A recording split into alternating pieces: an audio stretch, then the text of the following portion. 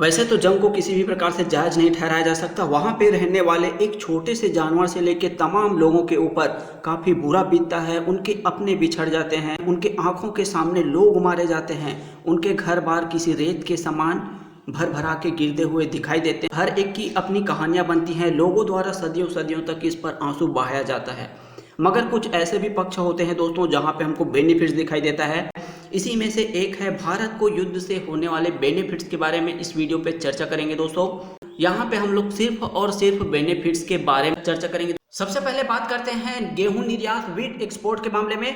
रसिया और यूक्रेन दुनिया भर में 30% गेहूं एक्सपोर्ट करते हैं, यानी कि सबसे ज्यादा रसिया और यूक्रेन जो है वो विश्व भर में गेहूं का एक्सपोर्ट करता है। मगर यूक्रेन रसिया वॉर के कारण ये जो गेहूं एक्सपोर्ट है वो इफेक्ट हो गया।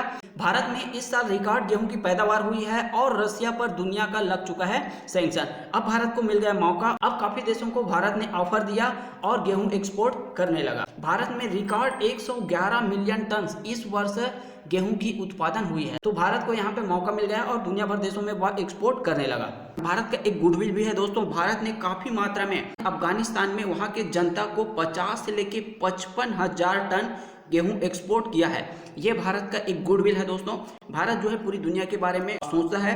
वहीं इजिप्ट और टर्की जो है वो रसिया से सबसे ज्यादा गेहूं इंपोर्ट करता था। इस पर भारत ने उन देशों को ऑफर दिया है, जिसके संबंध में बात अभी चल रही है दोस्तों। तो ये हो गया गेहूं के क्षेत्र में भारत को होने वाले बेनिफिट्स के बारे में। अब अगला जानते हैं ऑयल प्राइसेस के बारे में।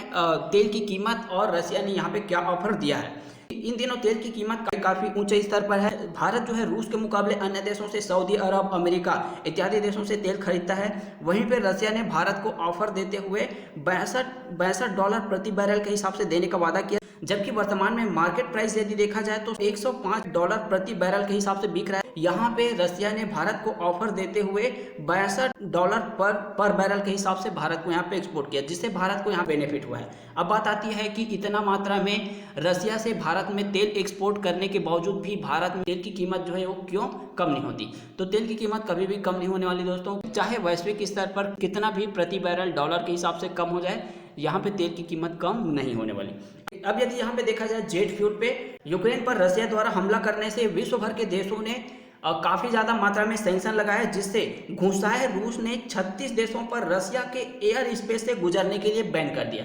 अब इसका क्या इफेक्ट होगा। यदि एशिया से यूरोप या फिर यूरोप से एशिया आवागमन करा जाता है, जब रूस से होकर के जाया जाता है तो वहां पे कम दूरी तय करना पड़ता है। तो इसको देखते हुए रसिया ने अपने एयर स्पेस से गुजरने के लिए वहां पे बैन लगा दिया, जिससे उन देशों को अन्य मार्ग से जाने पर काफी दूरी तय करना पड़ा। जबकि रसिया जो है वो भारत को अपने एयर स्पेस से गुजरने दिया, जिससे उसका काफी मात्रा में फ्यूल की जो खर्च है वो बचत आया। अगला जानते हैं यहाँ पे टेक जॉब पे। टेक जॉब आईटी के सेक्टर में विश्व भर में भारत देश जो है वो जाना जाता है। यूक्रेन रसिया वार के कारण वहां पे जॉब करने वाले जो भारतीय थे, वहां पे जो इंडियन थे, साथ साथ में उसके आसपास के देश के आईआईटी सेक्टर के जो कर्मचारी थे वो भारत में आने लग गए, जो कि काफी प्रोफेशनल है दोस्तों। अब ये भारत में यदि जॉब करेगा तो हमारी इकोनॉमी को इससे बूस्ट मिलने वाला है। तो यहाँ पे हम लोग को बेनिफिट मिला। डिप्लोमेसी के क्षेत्र में देखा जाए, कूटनीतिक लाभ के बारे में देखा जाए तो भारत के डिप्लोमेसी गजब की रही है दोस्तों। रसिया पर सैंक्शन लगने के बावजूद भारत जो है वो रसिया से इंपोर्ट एक्सपोर्ट करने लगा।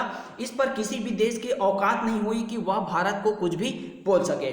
ये भारत की ताकत को वर्तमान में दर्शाता है दोस्तों कि भारत कितना विश्व भर में अपनी कूटनीतिक परचम लहराया है। यहाँ पे वॉर होने के दौरान रसिया और यूक्रेन दोनों के राष्ट्रपति ने प्रधानमंत्री नरेंद्र मोदी से बात किया। यूक्रेन जो है वो काफी बार प्रधानमंत्री नरेंद्र मोदी से बात किया और रूस को कॉन्फ्लिक्ट में रोकने के लिए काफी बार मदद भी मांगी। वहीं चीन और पाकिस्तान जो है वो भारत की कूटनीति का लोहा माना और तारीफ करते हुए पीछे नहीं हटा। तो ये इंडिया की फॉरेन पॉलिसी की काफी बड़ी जीत है, उसकी डिप्लोमेसी बेनिफिट्स हमको यहाँ पे देखने को मिला।